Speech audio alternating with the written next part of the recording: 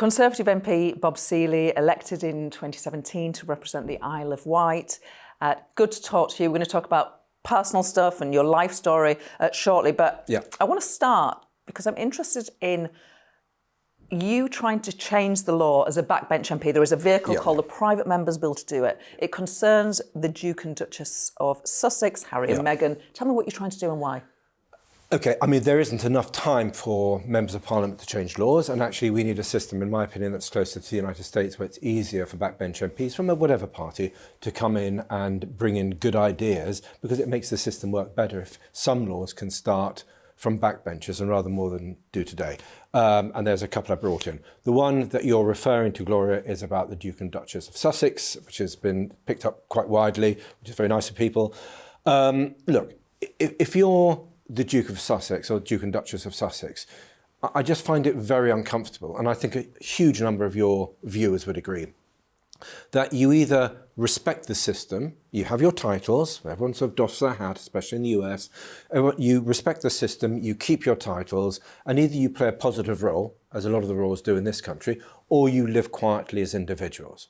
But you can't trade and trash. You can't trade on your royal status whilst at the same time trashing it. And so I think, for me, I just think that's wrong.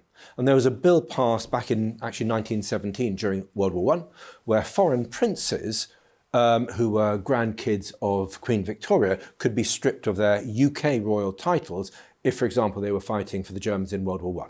So it's not a great analogy for now, but what I'm trying to do is bring in some amendments to that bill just to say, right, we've got a bill that can strip royal princes of titles, which regardless of which one it is, and we should amend that now so the Privy Council can strip royal princes of titles should the case be. Now, I'm not a Republican, some of my ancestors were, but I'm not a Republican. I think the monarchy actually plays a really important role, a valuable role. I thought the Queen was an extraordinary human being, had the privilege of meeting her once. I think she was absolutely wonderful. And actually you see, it's almost like with her passing, you see what a remarkable figure she was. I think William and Kate doing a fantastic job. I think Princess Anne, I think they all do brilliant jobs. And they're really important, especially for the voluntary sector in this country.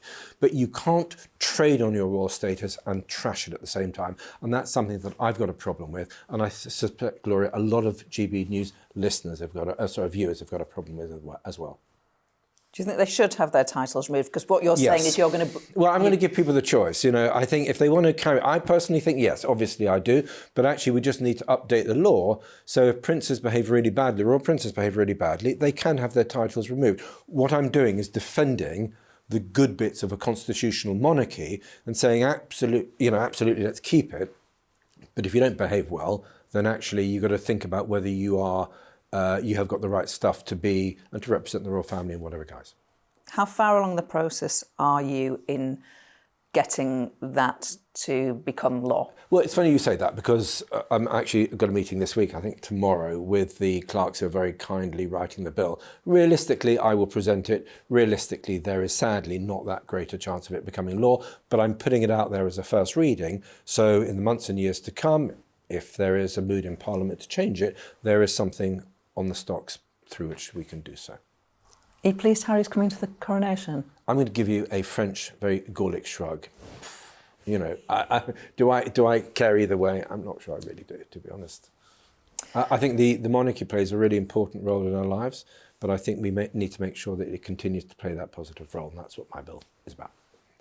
You know, some people say, they feel for Harry and Meghan. They say they've been treated unfairly, sort of almost... No, they haven't. They've been... Sorry, I mean, if you look at the coverage they had, we bent over backwards to welcome them. And everyone felt hugely sympathetic to Harry for what he's been through. Actually, they've got such a huge outpouring of love. So I don't buy that, sorry. OK. So much that is interesting about you. Lots of people say politicians, they don't really have not really had proper jobs or they don't have real life experience. From 2008 to 2017, you served in the British Armed Forces on the Iraq, Afghanistan, Libya and ISIS campaigns. The toughest moment? I can be slightly naive sometimes, so the toughest moment probably sounds like I haven't got the greatest judgment. It was the ISIS campaign. And we were sitting there waiting for a retake of a mountain called Sinjar Mountain, and we were helping out with the Kurdish Peshmerga forces, who I have a huge respect for. They were impressive people. And we were a couple of hours, middle of the night, weren't too far from the front line. And suddenly I heard what sounded like sort of sparklers or something in the sky. And I thought, well, that sounds a bit nice. I wonder what that is. And then at that point, one of my colleagues shouted mortar and slammed me to the ground because they obviously had a much better idea what a incoming mortar sounds like. But apparently that is the sound of a mortar when it's coming a bit too close for comfort. I mean, it's landed 50 yards away. It wasn't too bad. And the shrapnel went elsewhere. But yeah, I had a similar experience in Iraq when we were out hunting the rocket attack teams and we were in some boats in the Basra marshes.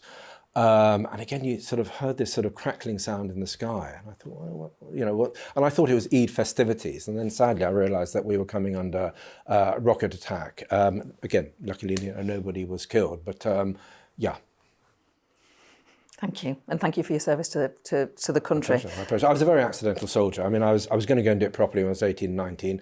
Did my bit before the regular commission board, then decided against it because I don't want to go and live in Germany because that's where the tank regiment I would have served with. And then I joined as just a private and then a very junior NCO and got mobilised to go to Iraq and a fantastic tour. So I was a very accidental soldier, but I did love my time. I did 10 years and actually I really recommend it. Something else that's interesting about you is that you spent some time in the Soviet Union when you were young, in your 20s. Even younger. I've done everything in the wrong order in my life, yeah.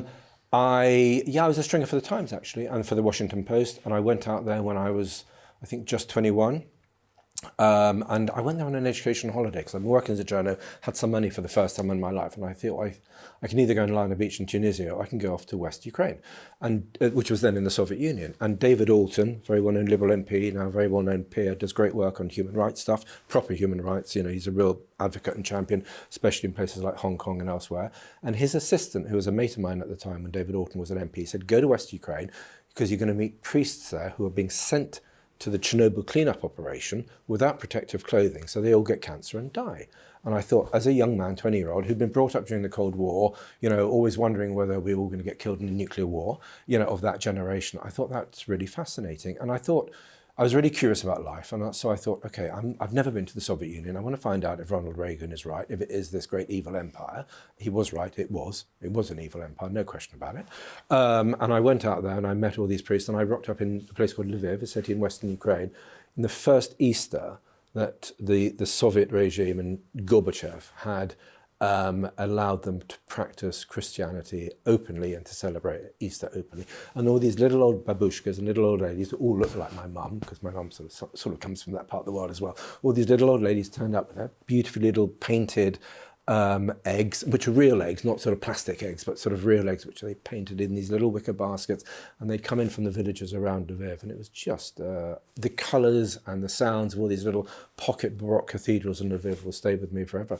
And then I went off to Kiev, did some freelancing, and then the Times said, do you want to go back there permanently? And I had 3.5, 4 years of travelling around the Soviet Union, post-Soviet states, having lots of adventures, and I have to say it was one of the, I'm lucky, I've had 3 fantastic jobs in my life, and that was one of them. Yeah. And your fantastic job now, because we're assuming that. This is number 3 of that, and I hope my last fantastic job. We'll see. You represent a beautiful part of the world. I do. You're I'm very Member lucky. of Parliament for the Isle of Wight, because it is so beautiful. It is fabulous. There are lots of wealthy people from outside the Isle of Wight who think, I'll have a bit of that, please. Yeah. I'll have my second home there. Okay. I'm sure that has challenges, but also some merit too. But should they pay a bit more? Yes, they do. I don't think they should it depends where you are and your pressures. So I think our anti-Tory coalition councillor said, we want to pay them, everyone to pay the maximum amount. It's up for our councillors to decide the amount. So I do think they should pay more. How much more is open for debate. Look, there are some communities, you go to a place like Seaview, 80% second home. That is painful because outside, and that's traditional that people then, it's very heavily packed in summer. It's gorgeous. And, you know, the sailing club there, the yacht club there is fantastic. They also do really good work with our local schools to make sure that the kids who would never normally go sailing come through there. So there's a lot of good that happens in that community. But when you have a community that is pretty deserted outside the holiday season, it is bad for that community. And Yarmouth, again, in the West White near where I live, it's sort of 40% second home, and Bembridge also. So there are some communities on the island, like Cornwall, like Dorset, like Devon, that have high second home owners, and that can have a really damaging impact. But second home owners can also bring really important life experience. And contacts and wealth and money and ideas. And a lot of them, especially as they get older, tend to base themselves on the island, and the London pad becomes somewhere they occasionally go as their lives then gravitate towards the island. So it is complex, but for sure they should pay more, but for sure we need to look after islanders. One of the reasons I led my planning revolt was that we needed exceptional circumstance. We needed to be able to, for places like the Isle of Wight, to plead that we have a unique case because we're an island, and actually build housing for islanders. So that's been my priority. Okay, final question. And I was hurrying you because I didn't want this final question to slip off. Okay. You are a single man in politics. Yes. How on earth do you date? I do, actually. I manage. I mean, I have avoiding dating apps, but I mean, you tell me that some MPs do it. Maybe I should. I don't know. It's working out so far. Touch wood. I'm looking for some wood. I don't want to lean too far over. Actually, there's some there, isn't there? So yeah, we'll see. But I manage it just about. Bob Seely, thank you very much. That was wide-ranging. It was fun and it was really interesting. Thank you, Bob Seely. Thank you.